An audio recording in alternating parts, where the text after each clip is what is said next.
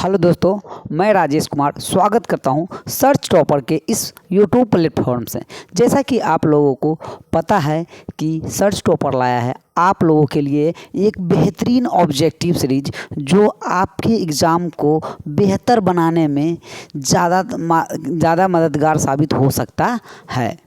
इसी सिलसिले को आगे बढ़ाते हुए आज हम शुरू करते हैं बायोलॉजी के कुछ महत्वपूर्ण क्वेश्चन को। और क्या टॉपिक का नाम होगा आपका नियंत्रण एवं समन्वय। तो बिना समय गंवाए आज के क्लास को हम लोग शुरू करते हैं। आज के क्लास का पहला सवाल होगा,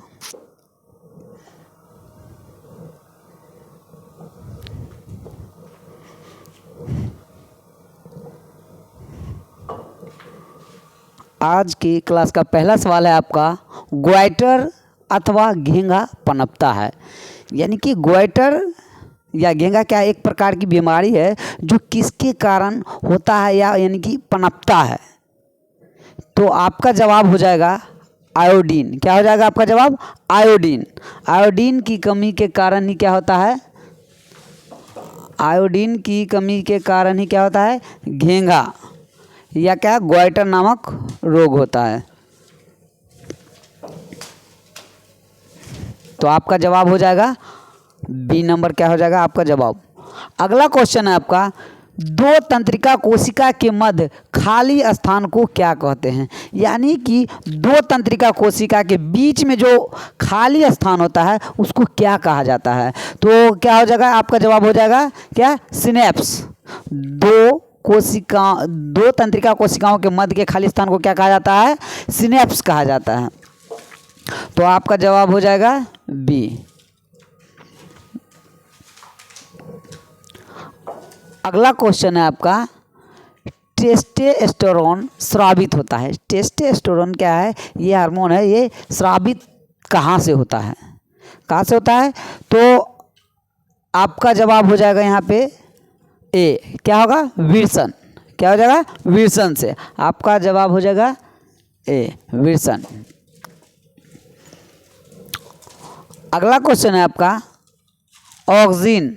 ऑक्सिन है यानी कि ऑक्सिन क्या है? तो ऑक्सिन क्या है? एक पादप हार्मोन है। जैसे कि मैंने पिछले क्लास में भी इसका जिक्र किया हूँ कि क्या पादप हार्मोन जैसे कि हो गया साइटोकाइनिन, जिब्रेलिन्स, एब्सिसिक एसिड और एथिलीन, ये विभिन्न प्रकार के क्या होते हैं? पादप हार्मोन होते हैं। तो ऑक्सिन क्या है? पादप हार्मोन। तो आपका जवाब हो जाएगा सी। सी नंबर क्या हो जाएगा? क्या होगा आपका आंसर? क्या हो जाएगा? सी हो जाएगा। आपके क्लास में जो सवाल जो कराया जा रहा है वो काफ़ी ज़्यादा इम्पोर्टेंट है। जो 2025 में जो लोग बोर्ड के एग्ज़ाम में शामिल हो रहे हैं उसके लिए तो और काफ़ी ज़्यादा महत्वपूर्ण है। और क्या है कि सीधा एग्ज़ाम में हो सकता है ये क्वेश्चन आ जाए, यहाँ से टकराने की ज़्यादातर उम्मीद है। तो आप लोग इस सीरीज़ से जुड़ना न भूलें। अगला सवाल है आपका, मस्तिष्क में सोचने का केंद्र होता है। ये जो मस्तिष्क होता है ना, इसमें मस्तिष्क का आप लोगों ने पढ़ा होगा कि कितने भागों में बांटा गया है। तो इसके 3 भाग होते हैं, अग्र मस्तिष्क, मध्य मस्तिष्क और पश्च मस्तिष्क होता है। तो यही पूछा गया है कि मस्तिष्क में सोचने का केंद्र जो होता है वो कहाँ होता है। तो आपका जवाब हो जाएगा यहाँ पे अग्र मस्तिष्क। क्या हो जाएगा? अग्र मस्तिष्क हो जाएगा। सोचने का हो गया, चतुराई का केंद्र, बुद्धि का केंद्र हो, जो भी ये सभी जो क्रियाएं होती है ये सब कहाँ से होती है? तो अग्र मस्तिष्क से होती है। कहाँ से? अग्र मस्तिष्क से। तो आपका जवाब हो जाएगा डी। अगला क्वेश्चन है कि स्पर्शा अनुवर्तन स्पष्ट रूप से दिखाई देता है। स्पर्शा अनुवर्तन स्पष्ट रूप से कहाँ दिखाई पड़ता है? तो आपका जवाब हो जाएगा यहाँ पे संवेदी पौधों की पत्तियों में। क्या हो जाएगा? संवेदी पौधों की पत्तियों में। आपका जवाब हो जाएगा सी। स्पर्शा अनुवर्तन कहने का मतलब है कि आप उसको छूइएगा तो क्या होगा? यहाँ पे उसके संवेदी अंग में क्या कुछ ना कुछ चेंजिंग आ जाएगा, परिवर्तन आ जाएगा। ठीक है ना? तो आपका जवाब हो जाएगा सी। आपका अगला सवाल होगा, 7वां सवाल है आपका, इंसुलिन की कमी से होने वाली बीमारी है।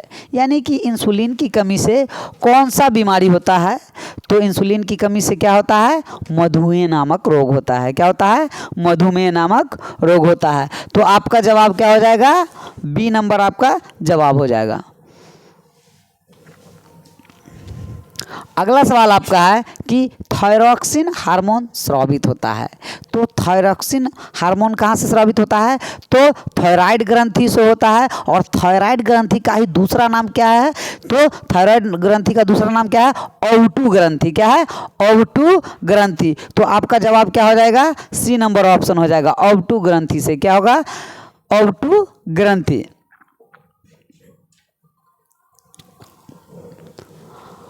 आपका अगला सवाल है, पादप हार्मोन साइटोकाइनिन सहायक होता है। यानी कि ये जो पादप हार्मोन जो है साइटोकाइनिन, वो क्या चीज़ में सहायक होता है? तो आपका आंसर हो जाएगा इसमें प्रो के अग्रभाग की लंबाई में वृद्धि के लिए। क्या हो जाएगा? प्रो के अग्रभाग की लंबाई में वृद्धि के लिए हो जाएगा। ये क्या है? साइटोकाइनिन जो होता है पादप हार्मोन, इसका कार्य है। तो आपका जवाब हो जाएगा ए नंबर, आपका जवाब हो जाएगा क्वेश्चन का। ठीक है ना? देखिए दोस्तों, ये जो आपका जो सीरीज लाया जा रहा है, जो आपका जो 2025 में जो बोर्ड एग्ज़ाम होने जा रहा है, उसके लिए क्या काफ़ी ज़्यादातर मददगार साबित हो सकता है। ठीक है ना? तो कोशिश कीजिए कि आप जुड़िए सो जुड़िए, और क्या है, अपने दोस्तों को भी बताइए कि सर्च टॉपर आप लोगों के लिए लाया है एक बेहतरीन ऑब्जेक्टिव सीरीज, जो आपके एग्ज़ाम को काफ़ी ज़्यादा बेहतर बनाने में मददगार साबित हो सकता है। और आपके क्लास में जो क्वेश्चन जो कराया गया है वो काफ़ी ज़्यादा इम्पोर्टेंट है। चलिए, आपका अगला क्वेश्चन हो जाएगा यहाँ, एस्ट्रोजन स्रावित होता है। एस्ट्रोजन स्रावित होता है। तो एस्ट्रोजन कहाँ से स्रावित होता है? तो अंडाशय से होता है। तो आपका जवाब हो जाएगा बी नंबर, अंडाशय द्वारा।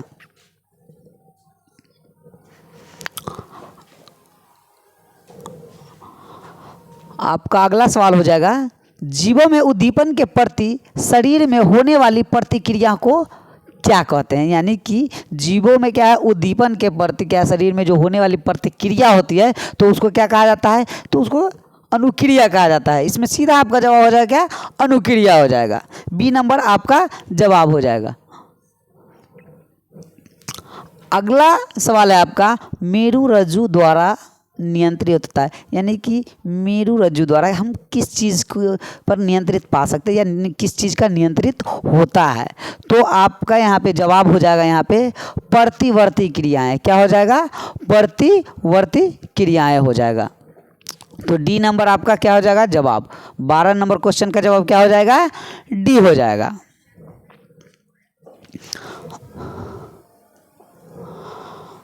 अगला सवाल है आपका, तंत्रिका तंत्र में संवेगों का संचरण होता है। यानी कि तंत्रिका तंत्र में जो होता है संवेग होता है, उसका संचरण किस रूप में होता है? किस रूप में होता है? तो हम लोग क्या है, इसका आंसर हो जाएगा विद्युतीय संवेग के रूप में। क्या हो जाएगा? विद्युतीय संवेग के रूप में। क्या होगा? ए नंबर आपका जवाब हो जाएगा। अगला क्वेश्चन है आपका 14 नंबर, कि जीवों में ध्वनि ग्रहण करने के लिए संवेदी अंग है। ध्वनि जैसे कि लाउड स्पीकर, कोई भी चीज़ का साउंड जो आप क्या है ग्रहण करते हैं, तो उसके लिए हमारे पास क्या है? संवेदी अंग क्या है? तो श्रवण ग्राही। क्या है? श्रवण ग्राही हो जाएगा। जो क्या होता है, सुनने वाले जो अंग होता है उसी को श्रवण ग्राही बोला जाता है। क्या है? श्रवण ग्राही। तो सी क्या आपका जवाब हो जाएगा? सी।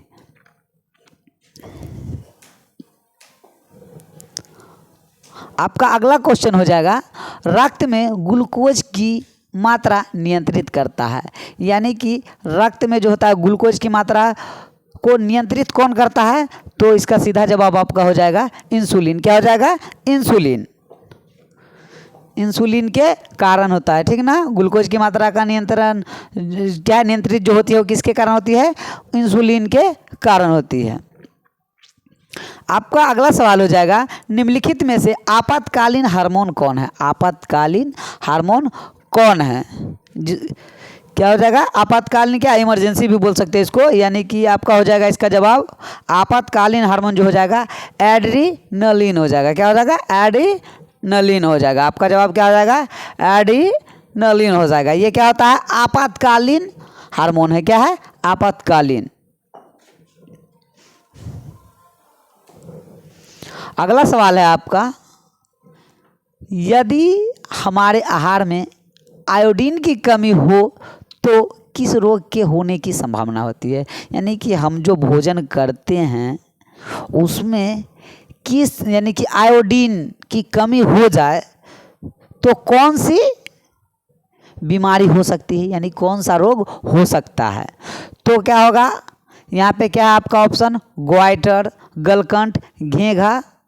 तो ये तीनों जो आपका है, ये तीनों जवाब एक ही है।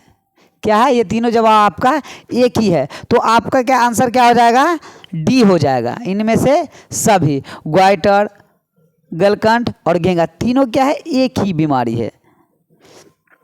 अगला क्वेश्चन आपका है, औटू ग्रंथि को थायरॉक्सिन हार्मोन बनाने के लिए आवश्यक है। औटू ग्रंथि जो होता है, औटू ग्रंथि को क्या बोला जाता है, थायराइड ग्रंथि। इसको क्या थायरॉक्सिन हार्मोन बनाने के लिए क्या चीज़ आवश्यक है।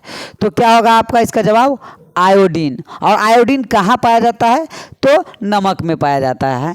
क्या है, आयोडीन कहाँ, नमक में। आपका जवाब हो जाएगा डी नंबर ऑप्शन आपका जवाब हो जाएगा। अगला सवाल है आपका, जीवों में रासायनिक समन्वय होता है। जीवों में रासायनिक समन्वय होता है किसके द्वारा, मस्तिष्क द्वारा, तंत्रिका तंत्र द्वारा, हार्मोन द्वारा। तो इसमें आपका जवाब हो जाएगा, इसमें क्या हो जाएगा आपका जवाब, हार्मोन द्वारा। यानी कि जीवों में जो रासायनिक समन्वय जो होता है वो हार्मोन के द्वारा होता है। और हार्मोन के बारे में ये भी क्या याद रख सकते हैं आप कि हार्मोन जो होता है ना वो प्रेरक का काम करता है। क्या करता है, प्रेरक का काम करता है। अगला क्वेश्चन जो आपका है, पौधों की जड़ों का गुरुत्वाकर्षण के विपरीत वृद्धि करना कौन सी अनुवर्तन की गति कहलाती है। यानी कि जड़ों का गुरुत्वाकर्षण के विपरीत यानी कि उल्टा, तो ये क्या कहलाएगा, गुरुत्वा अनुवर्तन। क्या कहलाएगा, गुरुत्वा अनुवर्तन कहलाएगा यहाँ पे। तो आपका जवाब हो जाएगा ए नंबर, क्या हो जाएगा आपका जवाब, क्वेश्चन नंबर 20 का क्या होगा आंसर, ए हो जाएगा। अगला सवाल है आपका,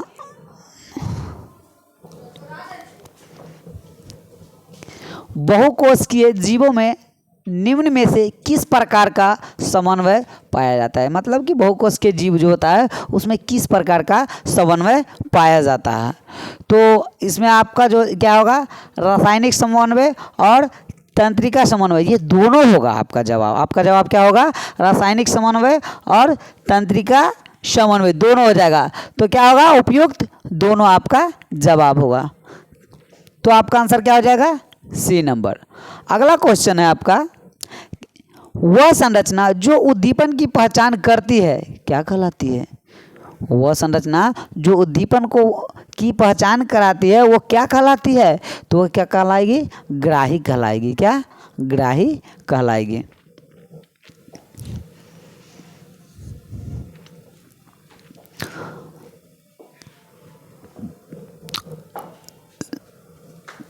आपका अगला सवाल हो जाएगा, फलों को कृत्रिम रूप से पकाने के लिए उपयोग में लाया जाता है। फल को पकाने के लिए जैसे कि हम लोग ही देखते हैं कि फल को पकाने के लिए क्या है, कृत्रिम रूप से क्या चीज़, कार्बेट जिसको बोलते हैं, कार्बेट नहीं होता है जिसका जो उपयोग करते हैं, उसी प्रकार यहाँ पे कहा गया कृत्रिम रूप से क्या फल पकाने के लिए हम लोग किस चीज़ का उपयोग करते हैं। तो क्या हो जाएगा यहाँ पे आपका जवाब जो हो जाएगा इथिलीन हो जाएगा। क्या हो जाएगा, इथिलीन हो जाएगा। और क्या है, इथिलीन ही एक ऐसा हार्मोन है जो क्या है, गैस के रूप में भी पाया जाता है। क्या है, गैस के रूप में पाया जाता है। ऐसा भी आपसे क्वेश्चन पूछ सकता है कि कौन सा पादप हार्मोन है जो गैस के रूप में पाया जाता है। तो क्या होगा, एथिलीन हो जाएगा आपका जवाब। तो सी नंबर आपका आंसर होगा। अगला सवाल है, शरीर की प्रधान नियंत्रक ग्रंथि किसे कहा जाता है। यानी कि शरीर की प्रधान ग्रंथि कहिए या मास्टर ग्रंथि कहिए, तो आपका जवाब क्या हो जाएगा, पीयूष ग्रंथि हो जाएगा। क्या हो जाएगा? पीयूष ग्रंथि हो जाएगा। आपका जवाब हो जाएगा बी नंबर ऑप्शन, पीयूष ग्रंथि हो जाएगा। ठीक ना।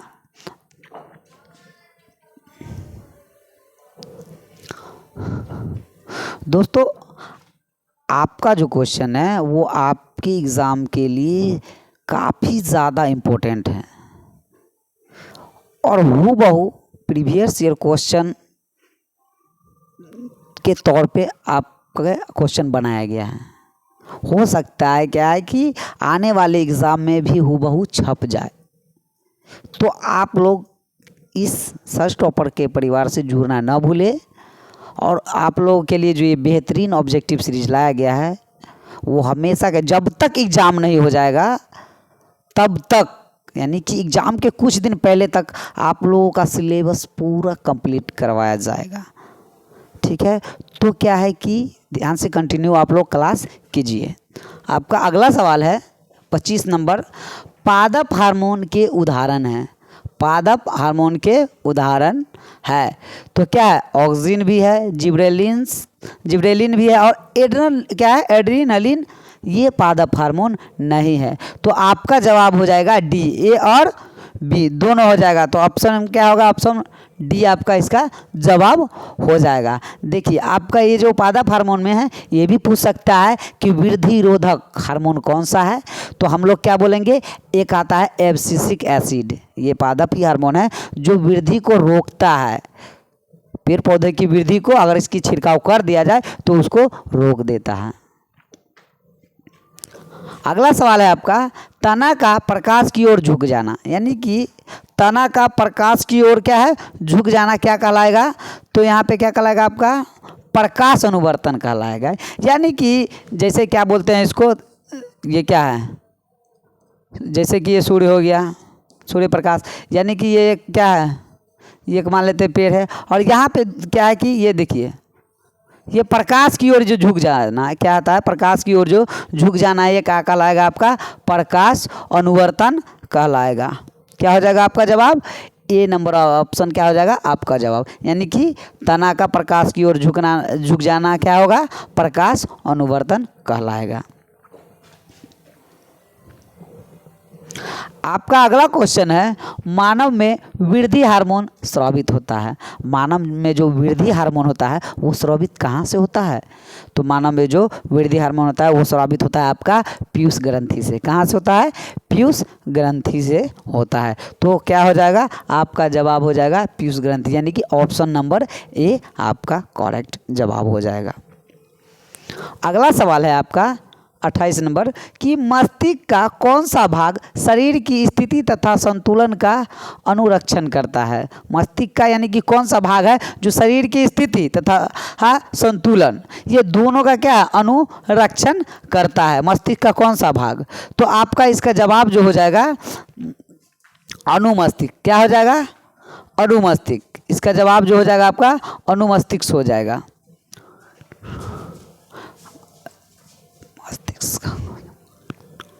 आपका इसका जवाब हो जाएगा अनुमस्तिष्क, यानी कि ये क्या था? ये मानव का कौन सा भाग शरीर की स्थिति तथा इसके, यानी कि आपका जवाब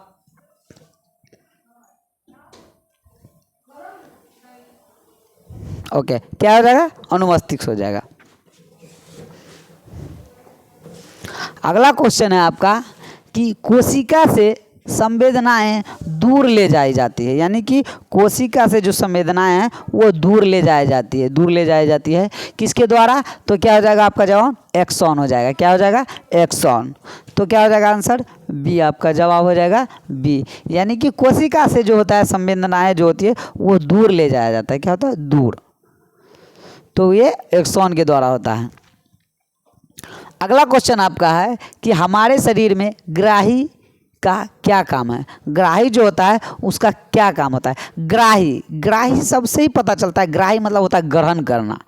ग्राही से ही आपको ये एहसास होता होगा कि क्या होता है? ग्राही मतलब होता है कोई भी चीज़ को ग्रहण करना। तो यहाँ पे क्या हो जाएगा आपका जवाब? उद्दीपनों को ग्रहण करना। आपका जवाब क्या हो जाएगा? उद्दीपनों को ग्रहण करना।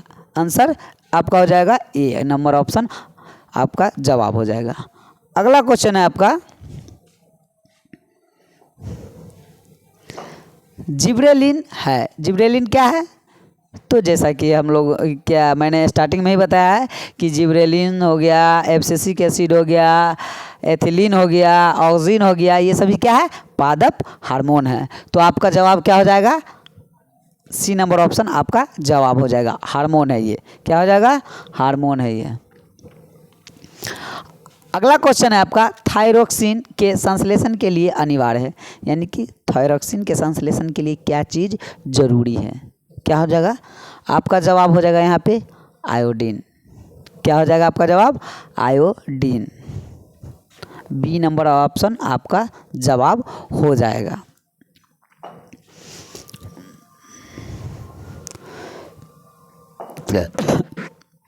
अगला क्वेश्चन है आपका, मस्तिष्क जो है उत्तरदायी होता है। मस्तिष्क क्या है? उत्तरदायी होता है सोचने के लिए या हृदय स्पंदन के लिए, शरीर का संतुलन बनाए रखने के लिए।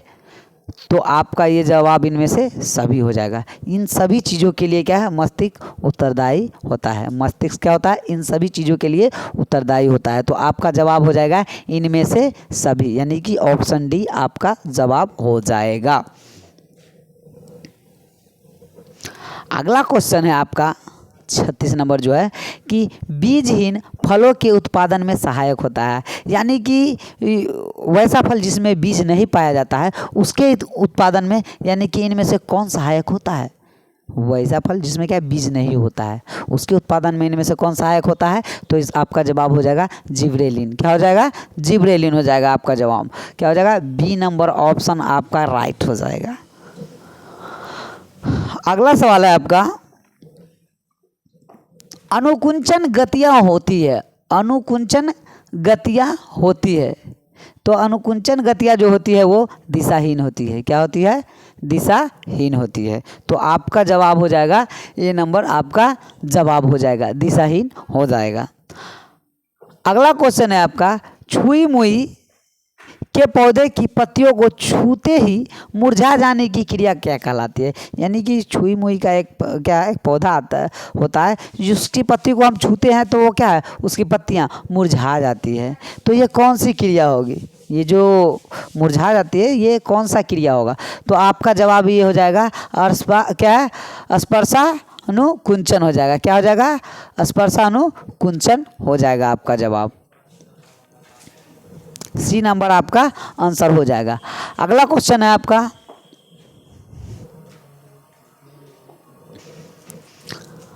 मनुष्य के शरीर की सबसे बड़ी ग्रंथि, जो मनुष्य की सबसे क्या है? मनुष्य के शरीर की जो सबसे बड़ी ग्रंथि होती है वो कौन है? उसका नाम क्या है? तो इसमें से क्या हो जाएगा आपका जवाब? लीवर हो जाएगा। लीवर क्या है? मनुष्य के शरीर की सबसे बड़ी ग्रंथि होती है। तो आपका जवाब क्या हो जाएगा? ये नंबर ऑप्शन आपका जवाब हो जाएगा। कभी कभी ये भी पूछ देता है कि क्या होता है कि लीवर यानी कि यकृत का वजन कितना होता है? तो ये भी आप लोग याद रख सकते हैं। तो ये इसका जो होता है 1.5 यानी कि 1.5 kg आपका जवाब हो जाएगा। और ये भी आपको याद रखना होगा कि जो होता है आगे ब्लड,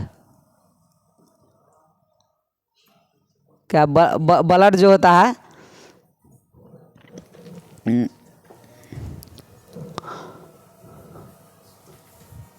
यानी जो होता है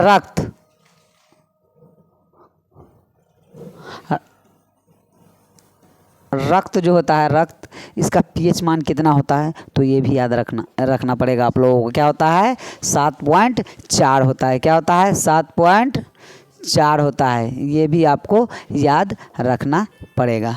अगला क्वेश्चन है आपका 40 नंबर कि निम्नलिखित में से कौन सा यानी कौन प्रतिवर्ती क्रिया का उदाहरण है? क्या प्रतिवर्ती क्रिया का उदाहरण है? तो इसमें क्या होता है? मिठाई को देखकर मुंह में पानी आना, छींक आना, पलकों का झपकना, तो यानी कि ये प्रतिवर्ती क्रिया का जो आपका जो उदाहरण हो जाएगा, तो इसमें से क्या है उदाहरण है, तो आपका इनमें से क्या है सभी आपका जवाब हो जाएगा। प्रतिवर्ती क्रिया जो अचानक हो जाती है, ये क्या है इसका उदाहरण आपका क्या हो जाएगा, इनमें से सभी हो जाएगा आपका जवाब।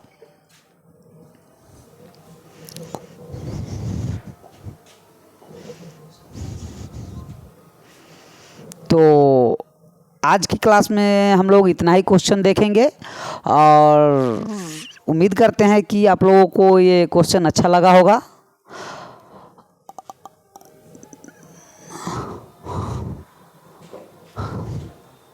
और क्या है कि इसी के साथ आज के क्लास को समाप्त करते हैं और फिर मिलते हैं एक छोटे से ब्रेक के बाद।